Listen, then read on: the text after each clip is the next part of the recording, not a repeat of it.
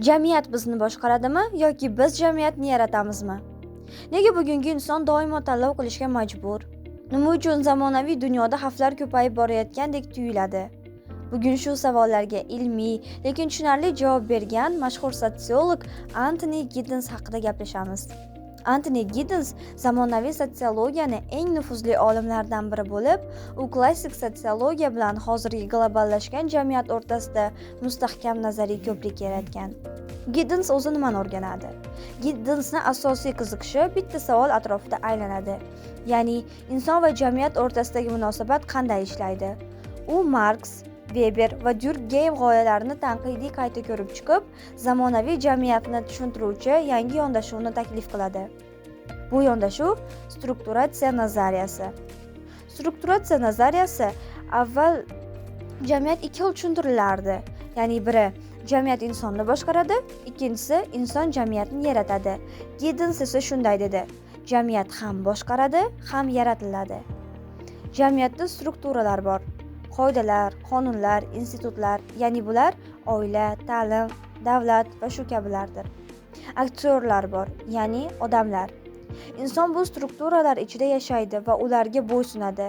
Lekin shu bilan birga har bir kundalik harakati orqali ularni qayta ishlab chiqadi.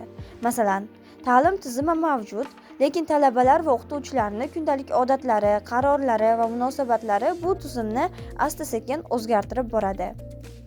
Kech modernlik. Giddensning yana bir muhim tushunchasi kech modernlik.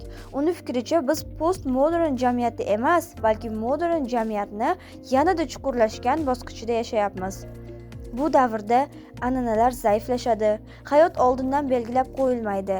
Inson o'z yo'lini o'zi tanlashga majbur bo'ladi. Bugungi inson kim bo'lishini, qanday yashashini, qanday qadriyatlarni tanlashini o'zi hal qiladi. Va risk, xavflar jamiyati. Zamonaviy jamiyat bu xavflar jamiyatidir. Oldin xavf tabiatdan kelardi.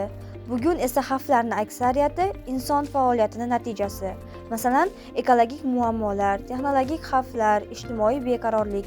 Bu xavflar jamiyatni doimiy tashvish va noaniqlik holatida ushlab turadi. Ishonch va globalizatsiya. Shunga qaramay, jamiyat ishlashda davom etadi. Nega? Chunki zamonaviy jamiyat ishonch asosida yashaydi. Biz bilmagan, biz ko'rmagan tizimlarga ishonamiz.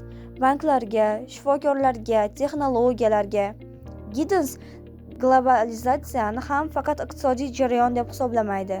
U kundalik hayotimizga chuqur singib ketgan ijtimoiy hodisadir. Xulosa qilib aytadigan bo'lsak, Antoni Giddens bizga shuni tushuntiradi. Inson jamiyat ta'sirida yashaydi, lekin aynan insonni o'zi jamiyatni har kuni qayta yaratadi. Jamiyat tayyor tizim emas, balki u bizning kundalik hayotimizda shakllanib boradi.